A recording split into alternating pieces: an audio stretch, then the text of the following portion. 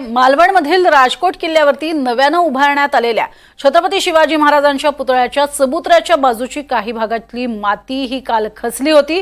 राजकोट इथल्या शिवपुतळा परिसरातील खचलेल्या भागाची पाहणी करण्यासाठी बांधकाम विभागाचे पुण्यातील कोकण प्रादेशिक विभाग मुख्य अभियंता सिंधुदुर्ग जिल्ह्यात दाखल होणार आहेत।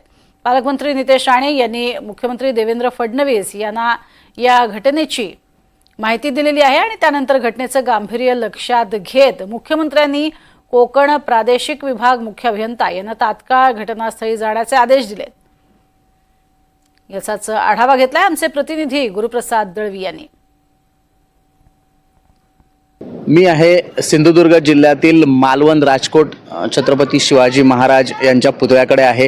खरं तर कालच ही दुर्घटना घडली होती दुपारनंतर आणि या ठिकाणी भगदाड पडलं होतं, परंतु NDTVने ही जी काही दृश्य आहेत ती सुरुवातीला दाखवली आणि त्यानंतर प्रशासनाचे अधिकारी कर्मचारी तिथपर्यंत दाखल होऊन त्या ठिकाणी आले आणि त्यानंतर चिरे वगैरे टाकून इथला जो भाग आहे तो पूर्णपणे बंदिस्त केला। त्यानंतर त्याच्यावर सिमेंट वगैरे टाकून हे सर्व केलेलं आहे। खरं तर ही बातमी NDTVने दाखवल्यानंतर जे जिल्ह्याचे पालकमंत्री आहेत नितेश राणे यांनी तात्काळ ही जी दुर्घटना घडलेली होती ही सगळी पूर्णपणे माहिती मुख्यमंत्री देवेंद्र फडणवीस यांना सांगितली आणि त्यानंतर फडणवीसांनी ती तात्काळ याची दखल घेत पुणे येथील कोकण विभागाचे मुख्य अभियंता जे आहेत शरद भोज यांच्याकडून ही सर्व सविस्तर पूर्णपणे त्याने माहिती घेतली आणि त्यानंतर त्यांना सांगण्यात देखील आलं की तुम्ही तात्काळ तिथे जाऊन त्याची पाहणी करा।